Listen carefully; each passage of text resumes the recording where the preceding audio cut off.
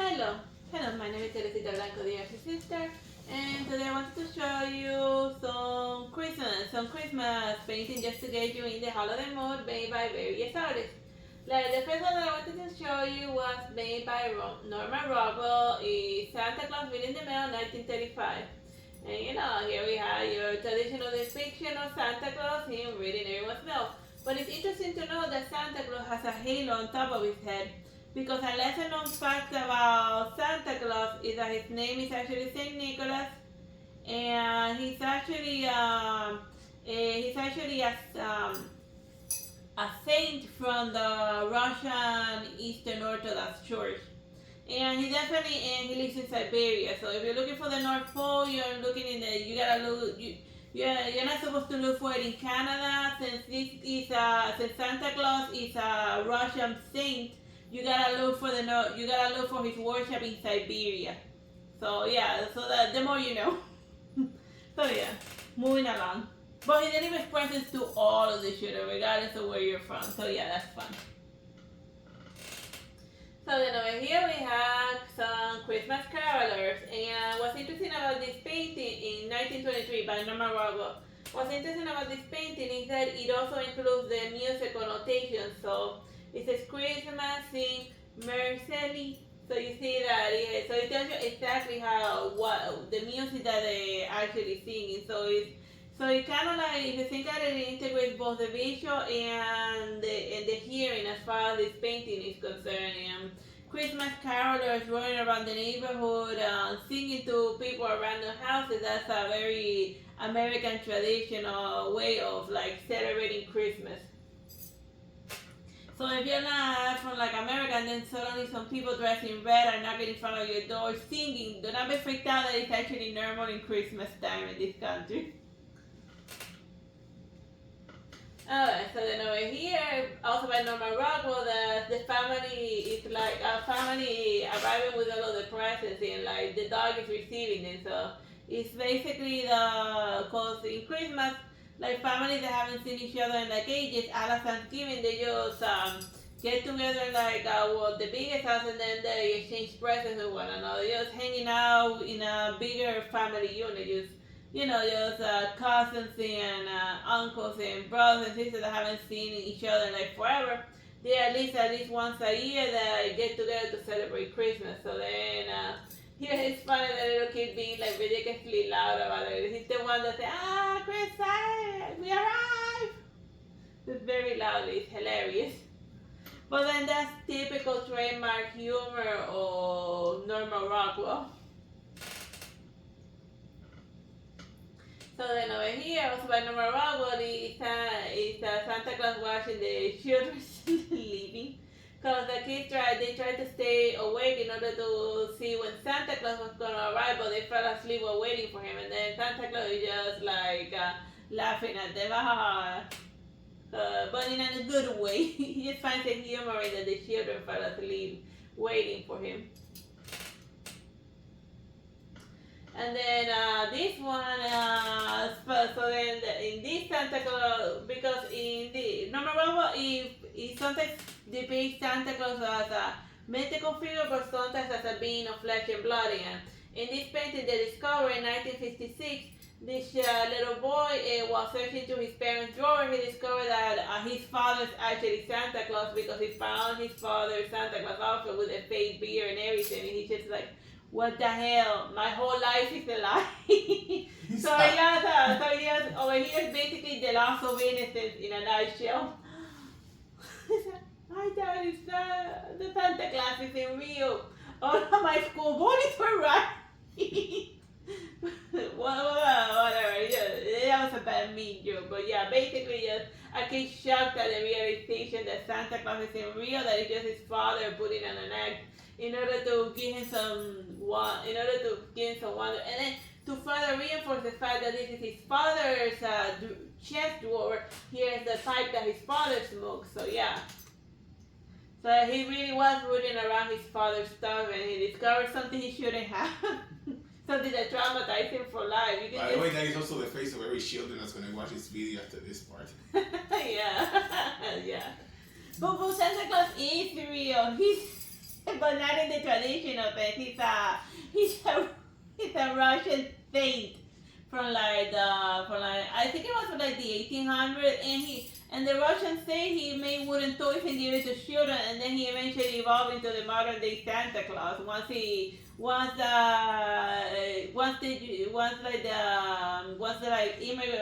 immigrants brought the tradition to the U.S. because like the U.S. was forced by lots and lots of immigrants blending all of the traditions together until it became what it is today. And then here we have Santa Claus. But not in the nativity sense, more like in the modern sense that we're all familiar with, that most folks are familiar with. The commercialized Santa Claus. And then over here, number 1 was showing Tiny Teen in Bob Crash It. Okay. 1934, and like a Christmas Carol is a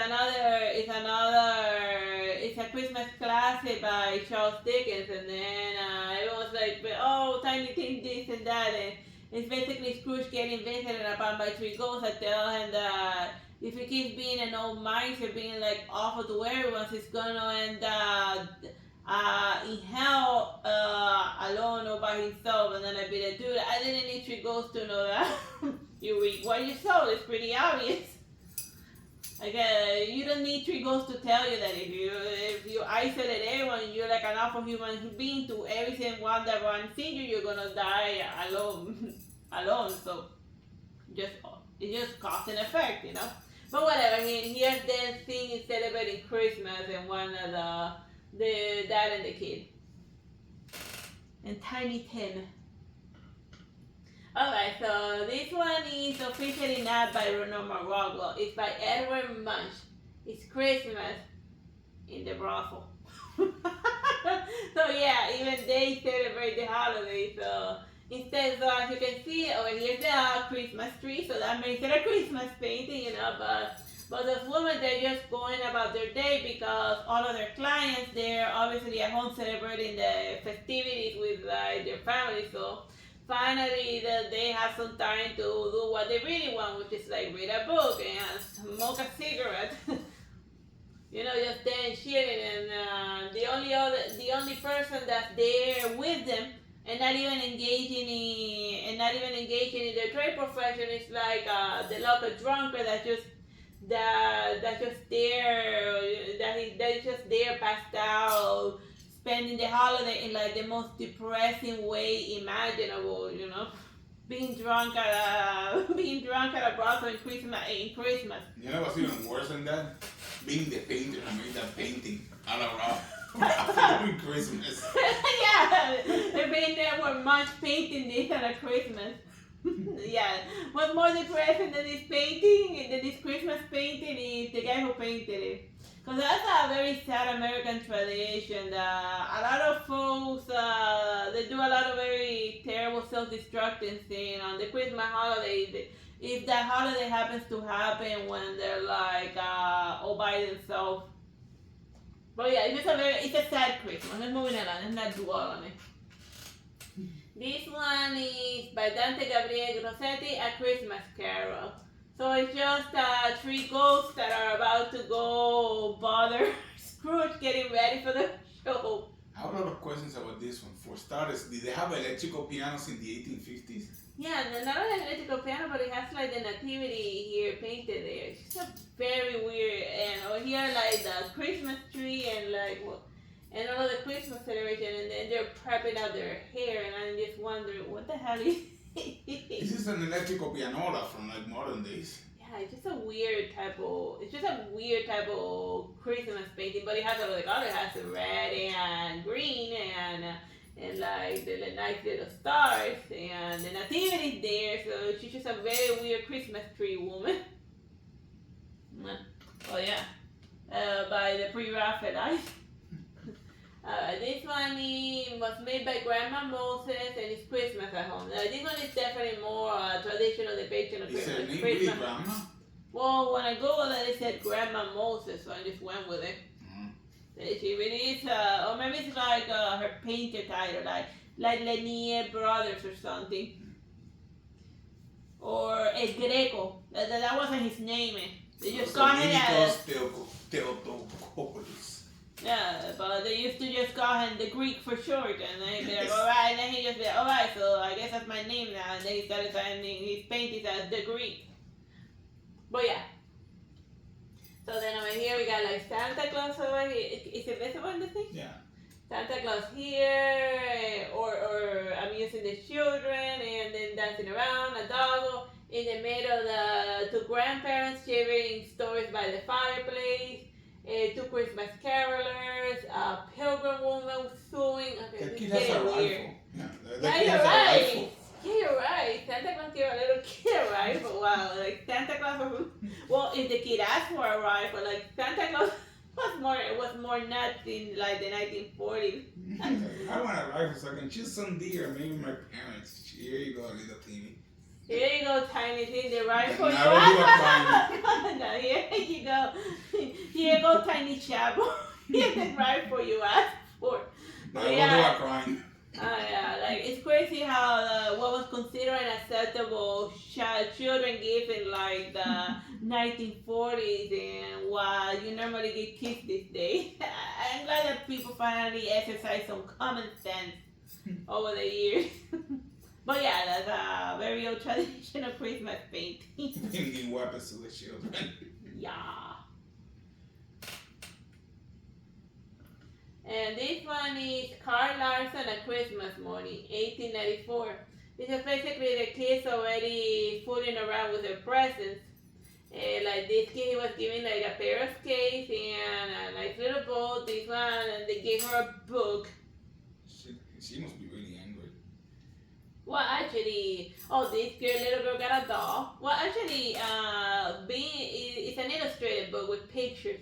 Like back in the 1920s and during the time, being given a book as a present wasn't considered a cheap present, mostly because books, they used to cost an arm and a leg. And now they're kind of returning into that because with the literacy rates dropping, then now books are more of a premium. So then obviously for one book sale they gotta meet their quarterly whatever. I don't even want to get into like the book business. And this little girl said she was given a jug full of charcoal, but since she's too much of a toddler, she be like, oh, this is a great present. So she's playing with it. She's painting the little charcoal pieces that I gave her. But yeah, it's just the kids fooling around with their presents. Oh yeah, this one is Graceland Christmas by King Candle. 2000 is a more modern one, and this one kind of looks like the home from the house from like Home Alone, and then over here like the around with like the presents. That's a more traditional looking Christmas one. This one is called. If it's Circle of Hell, what am I looking at here? It's Stanley Spencer The Nursery Christmas Stocking. So it's it's just a small children filling out getting the stockings filled with presents. And I don't know what type of weird traditional paper house is this in the floor. It's a very weird children playing with their Christmas toys type of weird painting. It is Art Nouveau. More like Art Deco, cause it's almost a soft cubism because of how stylized the pictures are. It's a weird painting, but it was unique looking, so that's why I wanted to show you. That one looks like she's having a slug or something. In the Christmas stockings. Oh. This one is definitely more impressionist because little dabs of paint. Yeah, almost. Yeah, it is pointillism, but not by the pointillist guy. Christmas 1910 by Joseph Rip Ronai. And this one, this is more of a traditional one. The father at the piano, playing music, and the kids are playing, fooling around near the Christmas tree, you know. Just what you normally see in like a Christmas holiday. Except that I don't think most modern houses have room for a grand piano or even a need for it. But like back in those old days, having a piano was like a status symbol. You know, like okay, my house is so big it can fit the living room can actually fit a piano, a grand piano. So yeah, even if you never played it, if you wanna like puffer fish and like say that I have a ginormous living room, that the best way to show that your living room is ginormous is to put a grand piano like smack in the middle. And then you say like, do you play it? He said no, but it's just a status symbol, like my poodle. And plus pianos are like, they look nice. This one is Christmas Shopper 1912 by James Glackens. In those days, Black Friday wasn't a thing, so like people would shop for their presents closer to Christmas.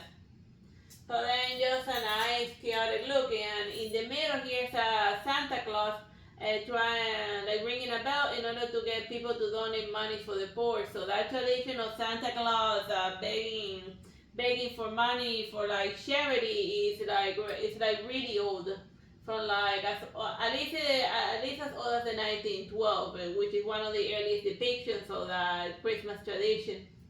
And the rest is just folks start piling on presents. I mean, these one has so many presents on top of a little dollhouse, and just choppers running and going all over the place during the time. And then it's interesting, like the transition period, because over here in the foreground you got cars, but you still back here have people in carriages and on horseback. So it's showing the transition from going from like horses to automobiles.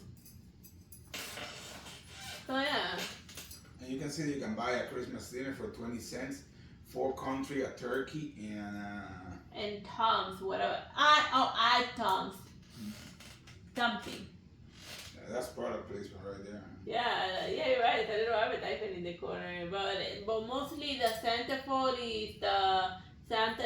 At least when my eyes immediately drop right in the middle of the painting, and then it's further highlighted by the lamppost in the middle, like just highlighting, focusing on the Santa Claus or giving money to the poor. So I think that what it does is that while these well-to-do people are stuck in the consumerist aspect of Christmas, there's some people out there that can't afford nice things, so it gives to the poor. And like if you see the Santa asking for money for charity, for like so that poor people can actually have a Christmas, like poor and homeless, then like give a little, yeah. And that's what this painting is really more about, contrasting how like poor people, how like the rich people, they're crazy going about buying Christmas trees while these guys like begging for money to help out the poor. This one is by Arthur Rackham. He painted like in the 1900s and 1940s, around there. And then laden with Christmas toys. So here the children, they're like bothering their grandparents, shaking their pockets and their wardrobes looking for presents. They're like, where do you hide the presents? Like these kids, they already know that they're old enough to know that Santa Claus is not the one who brings the presents. So they're just shaking their grandparents to see that. So where do you hide the presents? Where they at? And then they just find it very laughable. The children shaking their pockets and their stuff. It's just adorable. It's an adorable painting. Makes me smile. And this one by Charles M. Russell, Old Christmas in New England, 1918. So then we have a couple going about their day, going on like a romantic. Remember like the song about like the horse, about the Christmas jingle song about a horse? I forget. Oh, fun it is to ride on a 1-horse open sleigh. Oh, how much fun it is to ride on a 1-horse open sleigh. So yeah, they're doing that part of the song. Or the Jingle Bell song, but when they suddenly stopped because Native America, to look at a Native American who like killed that. Killed Dutch. who killed Dutch, and then they'd be like, you shot a reindeer on Christmas, and then they'd be like, I'm hungry. And the horse And the reindeer is gonna be my Christmas present for my children so they can eat well. So then it's just a clash of cultures. A clash of cultures, while like the white folks are like doing their 1-horse open sleigh, the Native Americans are just doing their own thing. Because now, just because you celebrate Christmas doesn't mean that it's Christmas in every household. You know, like people do different things, and that's all right. So yeah, that's a Christmas painting of a culture clash. You shot a reindeer on Christmas, and they'd be like, yeah. No, I shot a reindeer on a Tuesday. I shot a reindeer on a Tuesday, and I will probably shoot another reindeer tomorrow on Wednesday. Cause that's just the life. Cause I gotta say, I'm a hunter-gatherer, and that's just how I live. Never mind that you don't understand the fact that I had to shoot animals to survive. You privileged wife. I'm not gonna get there, but yeah. Moving along. I just put it there because I thought it was funny, this Christmas one. I was like, and Actually, one of everyone. a Christmas one where I didn't remember she had like Thatcher bliss. Made me laugh. And this one is by Jean Leon Jerome Ferris, 1795, the Christmas coach. So then it's like people arriving, and a huge family that just arrived there for the holidays. And then look over here, even the flag looks different. So this is like a really, really old Christmas painting. Because even the flag is round with all of the stars, so it only has the original 13 states. So this is a really, really old Christmas painting. Plus, back there's an Oregon Trail caravan. Like you can see the. Yeah. So then it's interesting to know that since there are caravan of people, or rich people like traveling about, obviously they need an armed escort. So it's interesting to know the armed escort that you got Louis up there, but also a Native American that's looking after them. It's actually very prominently featured on the foreground if you think about it. So it's not as if it's interesting showing a Native American in one of these old-timey paintings, but not as a background character, but as a very prominently there. Like almost like saying that the only reason why these idiots were able to make it to Christmas time was because this guy was looking after the fools that decided to travel in like literally the worst time to travel just to celebrate a holiday. Like looks like the red coat is even thanking him, like looking at him. Like the red coat is like, oh, thank you for giving me like the escort, you know. And they even drawing attention to it because both of them are the color red, so you are immediately drawn to it. So you know, so that he's like thanking the Native American for his service. You got us here without us getting shot at by bandits you know. Yeah, and then the one on top of there also keeping an eye on escort, because yeah, you wanna like travel and have a little fun in a one horse open sleigh, but the reality of those time period or like the colonial area was that traveling was dangerous and most of the time a death sentence. Dysentery. It's still running up there, right? So yeah, this next painting is by Frank Xavier Leyendecker. And then it's I say mommy kissing Santa Claus. So then it's a different childhood trauma. Like we saw one where the child discovers that his father Santa Claus, but over here the children are even more confused because they're seeing Santa Claus kiss mommy. And the reason why Santa is because it's your father dressed up as Santa Claus and then he's smooching his wife. So a father usually does, but then like the kids are just watching me, they're like, oh my god, my mother's cheating on my dad with Santa Claus. That is but then Santa Claus, but he's supposed to give presents to the good children and then he's pairing on my mother. So then they're just ridiculously confused by the situation. So if you haven't told your children that Santa Claus is not he technically is not a Russian saint. Because I can't say that he's not real because I know that Saint Nicholas is a saint that existed like in the 1800s, so he was real during a certain time period, whether you believe that saints are magic or not. But I'm getting started. The point is that if you're a father dressing up as Santa Claus, like be careful not to kiss your wife in front of the little ones because you're gonna confuse them and traumatize them. Just like it was in this page, they'll be like, what the hell is going on? And I find it funny, they're like, oh, why is Santa Claus smooching my mother? He told us that we had to be good, but he's doing that horrible thing. Yeah, they're definitely gonna have a lot to talk about their terrible kids. This one is by William Holbrook. Santa Claus. Over here, he's throwing presents down the chimney. Is this the most creepy depiction of Santa you've ever seen? Yeah, but it actually shows all of most of the reindeers. Actually, it's a very traditional way of showing Santa Claus. But he's not on a sleigh. It's a weird type of sleigh because the sleigh looks like a swan in the front, but it looks like a magic carpet in the bottom. So I guess his sleigh originally was swan shaped. So yeah, that's something to consider. And I can see why he got Rudolph because like it's dark.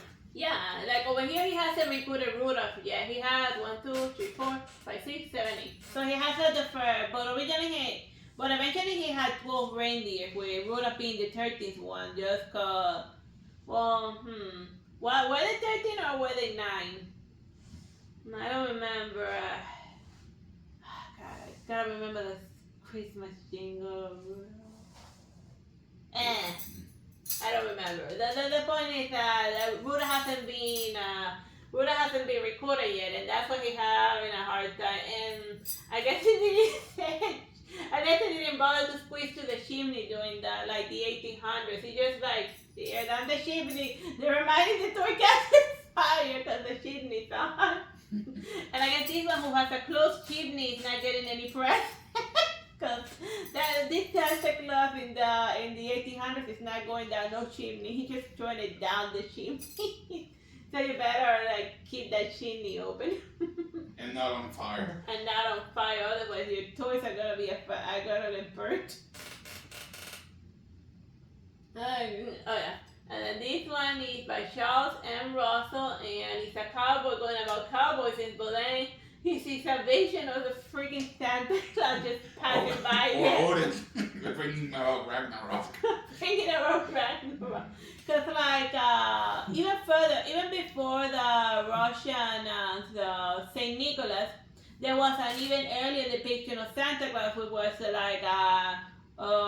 it was either a Celtic or a Norman or both, where Odin will come to the houses of all of the good warriors to keep a battle and big weapons to shoot to the good warriors so that they would fight better in the next war. So it used to be Santa Claus used to just give weapons to the big boys on the top.